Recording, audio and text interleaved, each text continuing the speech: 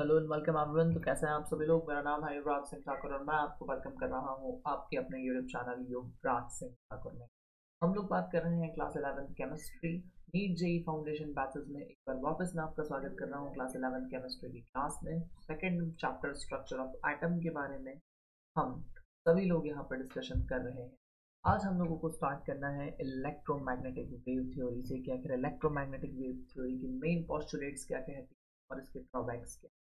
इस चैप्टर में जैसे जैसे हम आगे बढ़ते जा रहे हैं इस चैप्टर के इम्पोर्टेंट से इम्पोर्टेंट टॉपिक्स जो है वो हम लोग डिस्कस करते जा रहे हैं। चलिए इलेक्ट्रोमैग्नेटिक वेव थ्योरी के बारे में बात करते हैं। तो उसका जो पहला इंपॉर्टेंट पॉइंट है वो क्या कहता है कि a source like the heat rod emits energy continuously in the form of radiations.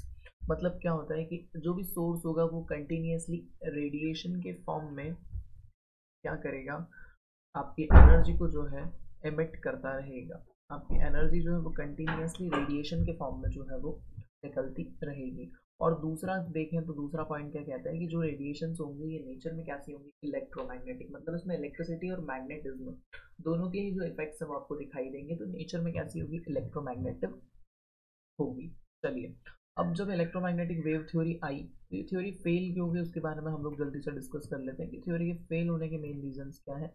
तो ये थ्योरी जो है ब्लैक बॉडी रेडिएशन और फोटो इलेक्ट्रिक इफेक्ट इन दोनों चीज़ों की वजह से क्या हो जाती है, रिजेक्ट हो जाती है। ब्लैक बॉडी रेडिएशन आप सभी लोगों ने सोलर कुकर देखा होगा। तो सोलर कुकर में जिस तरह से खाना बनता है उसी प्रोसेस से तकरीबन तकरीबन जो ब्लैक बॉडी है वो आपकी उसी के जैसी जो है वो होती है।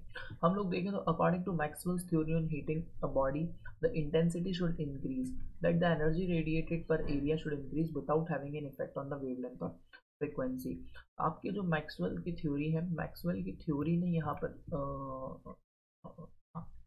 जो मैक्सवेल की थ्योरी है उसने यहाँ पर कहा, क्या कहा था कि किसी भी बॉडी की अगर आप हीट करते हैं, किसी भी बॉडी में अगर हीट प्रोवाइड की जाती है तो क्या होता है, आपकी वो बॉडी जो है उसकी इंटेंसिटी बढ़ जाती है लेकिन उसकी वेवलेंथ और उसकी फ्रीक्वेंसी में किसी भी तरह का कोई भी फर्क जो है वो नहीं पड़ता है। ये बात का ध्यान रखिएगा। मतलब उसकी वेवलेंथ और फ्रीक्वेंसी सेम रहेगी लेकिन उसमें क्या होगी, इंटेंसिटी बढ़ जाएगी। मतलब वो जितनी एनर्जी एमिट कर रही थी उसकी वैल्यू क्या हो जाएगी, बढ़ जाएगी।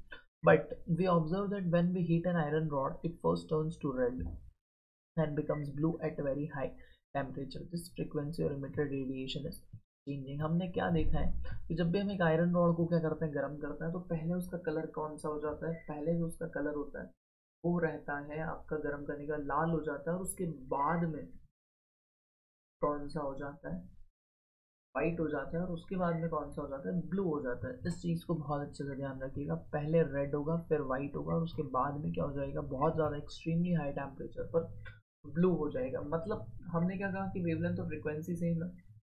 और ये देखिए इलेक्ट्रोमैग्नेटिक स्पेक्ट्रम में मैं आपको दिखाता हूँ कि जो कलर है वो अल्टीमेटली वेवलेंथ और फ्रीक्वेंसी के ऊपर ही मैटर करता है कि जो कलर है वो वेवलेंथ और फ्रीक्वेंसी के ऊपर आपका मैटर कर रहा है। और यहाँ हमने क्या कहा कि वेवलेंथ और फ्रीक्वेंसी चेंज, तो फिर आपकी आयरन रॉड का कलर कैसे चेंज हो जाता है, ये चीज़ जो है इलेक्ट्रोमैग्नेटिक वेव थ्योरी नहीं बता पाई। इसी वजह से इलेक्ट्रोमैग्नेटिक वेव थ्योरी क्या हो गई, रिजेक्ट हो गई। An ideal body which emits and absorb radiation of all frequencies is called black body. Black body क्या होती है, कैसी आइडल बॉडी होती है जो हर फ्रीक्वेंसी के रेडिएशन को क्या करती है, इमिट कर लेती। और जो रेडिएशन ये बॉडी इमिट करती है उसे क्या कहा जाता है, ब्लैक बॉडी रेडिएशन कहा जाता है। मतलब अल्टीमेटली ब्लैक बॉडी रेडिएशन से इतना कहता है कि आपकी इलेक्ट्रोमैग्नेटिक वेव थ्योरी क्या कह रही है कि उनकी फ्रीक्वेंसी और वेवलेंथ जो है वो चेंज नहीं होगी। ये मैक्सवेल की थ्योरी ने भी आपकी ना, हाँ मैक्सवेल की है इलेक्ट्रोमैग्नेटिक स्पेक्ट्रम वाली थ्योरी, तो उस थ्योरी में उन्होंने यही कहा। बट हमें क्या पता चलता है, जब भी आयरन रॉड गर्म की जाती है तो पहले जो उसका कलर होता है वो हो जाता है रेड, फिर हो जाता है व्हाइट, फिर हो जाता है ब्लू। अब अगर कलर चेंज हो रहा है तो वेवलेंथ और फ्रीक्वेंसी दोनों चेंज हो रही है। और अगर दोनों चेंज हो रही है तो इलेक्ट्रोमैग्नेटिक वेव थ्योरी क्या हो जाएगी, फेल हो जाएगी। ठीक है। नेक्स्ट हम लोग बात करते हैं फोटो इलेक्ट्रिक इफेक्ट के बारे में। फोटो इलेक्ट्रिक इफेक्ट पूरी तरह से सनलाइट के ऊपर जो है वो आपका बेस्ड होता है। फोटो इलेक्ट्रिक इफेक्ट यहाँ पर आपका क्या कहता है कि when radiations with certain minimum frequency strike the surface of metal, the electron ejected from the surface of the metal, this phenomena is called photoelectric effect. The electrons emitted are called photoelectrons. क्या होता है, इसे बिल्कुल सी simple सी भाषा में अगर मैं आप लोगों को बताऊं तो बिल्कुल सिंपल भाषा में हम क्या कहेंगे कि क्या होता है, जब भी कोई भी लाइट रेज कहाँ आती है, आपकी सरफेस के ऊपर आती है। और लाइट जो रेज के जो पार्टिकल्स होते हैं उन्हें फोटॉन्स कहा जाता है। लाइट रे पार्टिकल्स को क्या कहा जाता है, फोटॉन्स कहा जाता है। तो वो जब भी किसी भी मेटल की सरफेस से टकराते हैं तो अपनी रेडिएशन जो है वो वहाँ मौजूद इलेक्ट्रॉन्स को दे देते हैं, और वो इलेक्ट्रॉन्स क्या करते हैं, अपनी सरफेस से निकल जाते हैं, इजेक्ट हो जाते हैं, अपनी सरफेस छोड़कर बाहर जाना जो है वो लोग शुरू कर देते हैं। और इसी फिनोमेना को क्या कहा जाता है, फोटो इलेक्ट्रिक इफेक्ट कहा जाता है। और जो इलेक्ट्रॉन्स बाहर निकलते हैं उन इलेक्ट्रॉन्स को क्या कहते हैं, उन इलेक्ट्रॉन्स को कहा जाता है फोटो इलेक्ट्रॉन्स। क्या कहा जाता है, फोटो इलेक्ट्रॉन्स। एक चीज का ध्यान रखिएगा कि जो लाइट पार्टिकल्स आते हैं आपके, उन लाइट पार्टिकल्स को क्या कहेंगे, तो उन लाइट पार्टिकल्स को फोटॉन्स कहेंगे। ये देखिए यहाँ हुआ है, लाइट फोटॉन्स आ रहे हैं सोडियम मेटल के ऊपर, और इलेक्ट्रॉन क्या हो रहे हैं, यहाँ से इजेक्ट हो रहे हैं। तो according to Maxwell's theory, the ejection of electron should depend on the intensity of radiation, that is if electrons are not being ejected then on increasing intensity they can be ejected। कि क्या किया जा सकता है कि अगर electrons जो है वो इजेक्ट नहीं हो रहे हैं तो उनकी इंटेंसिटी को बढ़ाकर उन्हें आप क्या कर सकते हैं, इजेक्ट कर सकते हैं। ये किसने कहा है, आपके मैक्सवेल ने अपनी थ्योरी में इस चीज को कहा है। बाकी फोटो इलेक्ट्रिक इफेक्ट आप सभी लोगों को क्लियर होगा कि जो लाइट पार्टिकल्स फोटॉन्स हैं वो आते हैं किसी भी सरफेस से टकराते हैं, उनकी एनर्जी उस सरफेस के इलेक्ट्रॉन्स को दे देते हैं, और वो इलेक्ट्रॉन्स क्या होते हैं, अपनी सरफेस से इजेक्ट हो जाते हैं। That is simply referred as photo electric effect. Is it clear to everyone? I think so it is clear. Next अगर हम लोग बात करें तो फोटो इलेक्ट्रिक इफेक्ट के लिए कुछ फॉलोइंग ऑब्जर्वेशंस हैं। The electrons are rejected from the metal surface as soon as the beam of light strikes, that is there is no time lag between the striking of light beam and injection of electrons from the metal surface. क्या कहते हैं, जैसे ही light surface क्या होती है, टकरा जाती है, जैसे ही आपकी लाइट सरफेस क्या होती है, मेटल की सरफेस से टकरा जाती है, वैसे ही इलेक्ट्रॉन्स क्या हो जाते हैं, इजेक्ट हो जाते हैं। मतलब उसके टकराने में और इलेक्ट्रॉन के इजेक्ट होने में किसी भी तरह का कोई भी टाइम लैग नहीं होता है। जैसे ही आपकी लाइट रे टकराई वैसे ही इलेक्ट्रॉन क्या हो जाते हैं, इजेक्ट हो जाते हैं। सेकंड अगर हम लोग बात करें तो जितने नंबर ऑफ इलेक्ट्रॉन्स इजेक्ट होते हैं वो क्या होते हैं, लाइट की ब्राइटनेस से डायरेक्टली प्रोपोर्शनल होते हैं। इन शॉर्ट कहूँ तो लाइट में जितनी ज़्यादा पावर होगी उतने ही ज़्यादा इलेक्ट्रॉन्स क्या होंगे, आपके इजेक्ट होंगे। Is it clear? Next observation के बारे में अगर मैं बात करूं तो जो थर्ड ऑब्जर्वेशन है, वो थर्ड ऑब्जर्वेशन क्या कहता है कि for each metal there is characteristics minimum frequency which photo electric effect is not observed at a frequency. मतलब क्या है कि हर किसी के लिए क्या होती है, एक थ्रेश होल्ड फ्रिक्वेंसी होती है। थ्रेश होल्ड फ्रिक्वेंसी उस फ्रिक्वेंसी को कहा जाता है जिससे नीचे की फ्रिक्वेंसी फोटो इलेक्ट्रिक इफेक्ट जो है वो एक्सेप्ट नहीं करता है। थ्रेशोल्ड फ्रीक्वेंसी एक वो frequency, minimum amount of frequency है जो फोटो इलेक्ट्रिक इफेक्ट के लिए जरूरी होती है। ठीक है, तो thus we find these findings were contradicted to the Maxwell's theory. The number of electrons ejected and the kinetic energy associated with them should depend on the intensity of light. It has been observed to the number of electrons ejected does depend upon the brightness of the light. इसीलिए ये Maxwell की theory से अलग कहता है। Maxwell की theory से क्या अलग कहता है कि जितने नंबर ऑफ इलेक्ट्रॉन्स इजेक्ट होंगे वो किसके बराबर होंगे, काइनेटिक एनर्जी के बराबर ना होकर किसके बराबर होंगे, लाइट की इंटेंसिटी के बराबर होंगे। इसी वजह से इसको भी क्या कर पाए, आपके जो है वो नहीं निकाल पाए, नहीं बता पाए इलेक्ट्रोमैग्नेटिक वेव थ्योरी। और इन दो रीजंस की वजह से इलेक्ट्रोमैग्नेटिक वेव थ्योरी क्या हो जाती है, रिजेक्ट हो जाती है। अब to justify this findings Max von Planck gives his quantum theory.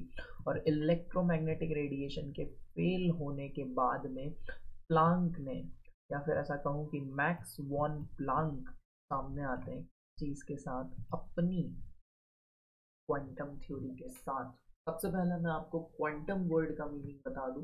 Quantum word का जो मीनिंग होता है वो वर्ड का मीनिंग होता है बहुत ही छोटा, एक्सट्रीमली स्मॉल। क्वांटम जो है वो एक जर्मन वर्ड है, और वो जर्मन वर्ड क्या कहता है, वो उसका मतलब होता है बहुत ही ज़्यादा छोटा। इस थ्योरी के मेन पॉइंट्स क्या है, क्वांटम थ्योरी के, द एनर्जी इज एमिटेड और absorb not continuously but discontinuously in the form of small discrete packets of energy. Each such packet of energy is called quantum. In case of light this quantum energy is called photon.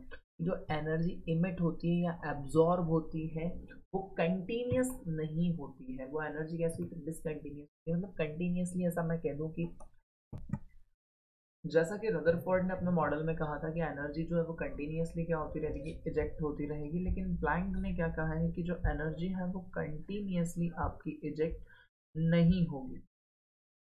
ठीक है, continuously क्या होगी, eject नहीं होगी। और क्या होगी, discontinuously eject होगी। वो उसके डिसकंटिन्यूसली इजेक्ट होने की वजह से क्या होगा कि जब इंटेंसिटी ज़्यादा होगी तब एनर्जी जो है वो इजेक्ट होगी, और जब इंटेंसिटी कम होगी तो क्या हो जाएगा आपका, वो नहीं होगा। और वो जो स्मॉल पैकेट्स में एनर्जी निकलेगी उसी को क्या कहता है, क्वांटम कहता है। मैंने आपको कहा ही था क्वांटम का मतलब होता है एक्सट्रीमली स्मॉल पार्टिकल्स।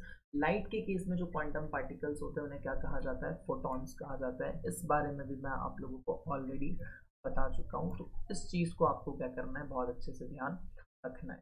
ठीक है, पुराना व्यू ऐसा है, क्वांटम थ्योरी ऐसा कहती है, पुराने व्यूज के अकॉर्डिंग लाइट जो है वो इस फॉर्म में आती है, आपकी वेव्स के फॉर्म में आती है, और क्वांटम थ्योरी के अकॉर्डिंग इस फॉर्म में आती है, आपकी स्मॉल स्मॉल पार्टिकल्स के फॉर्म में जो है वो आती है। Is it clear to everybody? Hope so यहाँ तक आप सभी लोगों को क्लियर होगा। आगे हम लोग बात करते हैं, तो क्या कहता है, at a time only one photon can be supplied to one electron और एनी वन पार्टिकल।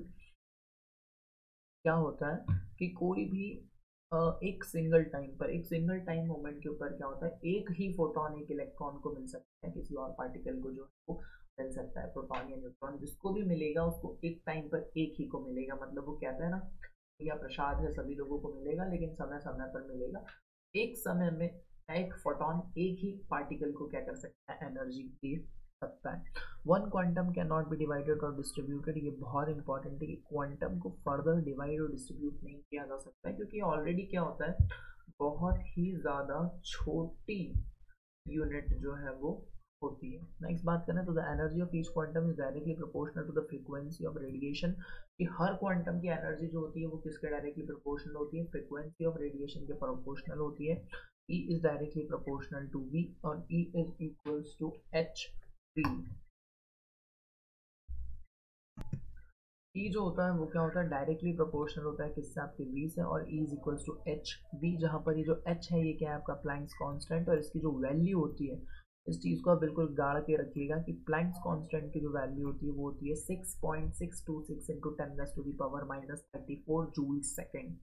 ये बहुत ही ज़्यादा इम्पॉर्टेंट है। नेक्स्ट बात करें तो द टोटल एनर्जी एमिटेड और absorb by a body will be in a whole number quanta. एक चीज़ का ध्यान रखिएगा, quantization of energy, quantization of charge आपने फिजिक्स में भी पढ़ा होगा कि कोई भी बॉडी जो एनर्जी लेगी और जो एनर्जी देगी वो होल नंबर में होगी। ऐसा कहेंगे भैया एक अमाउंट में एनर्जी ले लिया, 2 क्वांटा ले लिया, 3 क्वांटा ले लिया, ऐसा कभी भी नहीं कहेंगे आधा ले लिया, डेढ़ ले लिया, पौने दो ले लिया। हमेशा कैसा रहेगा, और एक ऑड नंबर में, सॉरी एक होल नंबर में रहेगा, और उसे क्या कहा जाएगा, क्वांटाइजेशन कहा जाएगा। तो this is what the main points of the Planck's quantum theory. और ब्लैक बॉडी रेडिएशन का और फोटो इलेक्ट्रिक इफेक्ट का एक्सप्लेनेशन, जो कि इलेक्ट्रोमैग्नेटिक वेव थ्योरी फेल हुई थी, तो क्वांटम थ्योरी को एक्सेप्ट करने का जो रीजन है वो क्या है कि इसमें ब्लैक बॉडी रेडिएशन और फोटो इलेक्ट्रिक इफेक्ट दोनों के ही जो है वो एग्जैक्ट एक्सप्लेनेशन जो है यहाँ पर प्रोवाइड।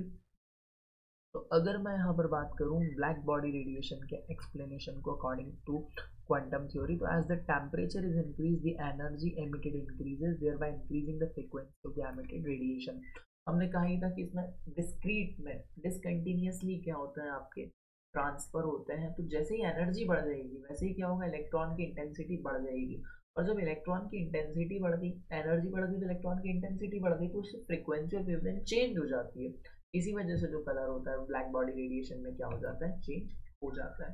फोटो इलेक्ट्रिक इफेक्ट का एक्सप्लेनेशन ये ज़्यादा इंपॉर्टेंट है कि आखिर फोटो इलेक्ट्रिक इफेक्ट का एक्सप्लेनेशन जो है वो क्वांटम थ्योरी ने कैसे किया। So when light of some particular frequency falls on the surface of a metal, the photons give its entire energy to the electron of the metal atom। यहाँ पर क्या हो रहा है कि जब भी फोटोन पार्टिकल्स, फोटोन क्या होते हैं, लाइट पार्टिकल्स होते हैं, वो जब भी क्या होते हैं किसी भी सरफेस से टकराते हैं तो उस सरफेस को अपनी पूरी एनर्जी दे देते हैं। 101% एनर्जी जो है वो दे देते हैं।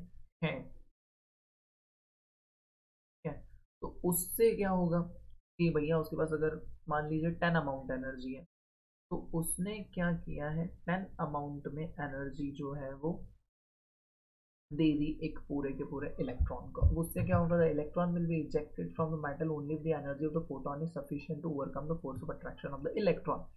मतलब क्या होगा कि आपका इलेक्ट्रॉन सरफेस कब छोड़ेगा, देखिए आपके पास क्या है, आपको ना आप घर के अंदर बैठ के पढ़ रहे हैं, अब आपका दोस्त आएगा और बोलेगा चल हम बाहर घूम के आते हैं, तो उसने क्या किया, आपको एनर्जी दी, तब आप आपके दोस्त के साथ बाहर जाएंगे। दोस्त नहीं आता तब तक बाहर जाएंगे क्या? नहीं जाएंगे। लेकिन समस्या क्या हुई यहाँ पर कि इलेक्ट्रॉन सरफेस से कब इजेक्ट होगा, जब फोटोन से सफिशिएंट अमाउंट में एनर्जी दे दे कि न्यूक्लियस का जो चार्ज है उसके ऊपर वो उससे बाहर आकर बाहर निकल सके, मतलब सफिशिएंट अमाउंट में उसको दे दे कि वो क्या हो जाए, अपनी सरफेस को छोड़कर बाहर चला जाए। मतलब अल्टीमेटली मैं कहूँ तो थ्रेशहोल्ड फ्रीक्वेंसी से उसकी वैल्यू क्या हो जाए, ज़्यादा हो जाए, तभी क्या होगा, वो बाहर जाएगा।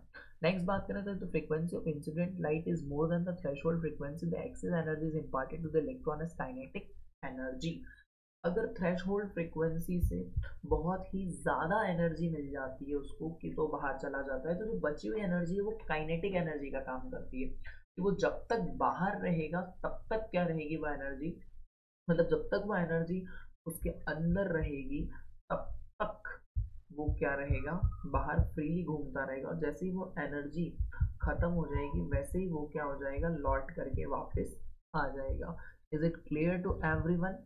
ठीक है, I think so it is clear होगा। अगर कोई भी डाउट आपको आता है तो कमेंट सेक्शन आप लोगों के लिए ऑन है, आप वहाँ पे क्या कर सकते हैं, मुझे दे सकते हैं। एक रिलेशन आपको याद रखना है कि एनर्जी ऑफ वन क्वांटा किसके बराबर होगा, threshold energy plus kinetic energy. मतलब threshold energy plus kinetic energy के बराबर क्या होती है, एक क्वांटा की एनर्जी जो है वो आपकी होती है। Is it clear? नेक्स्ट अगर हम लोग यहाँ पर बात करें तो जब आपकी क्या होगी, वी क्या है आपका, frequency of incident light threshold frequency से ज़्यादा हो जाएगी, तो जैसे ही हम इंटेंसिटी बढ़ाएंगे नंबर ऑफ क्वांटा की, नंबर ऑफ फोटो जितने इलेक्ट्रॉन्स इजेक्ट हो रहे हैं उनकी क्वांटिटी कैपेसिटी भी क्या हो जाएगी, बढ़ जाएगी। Is it clear?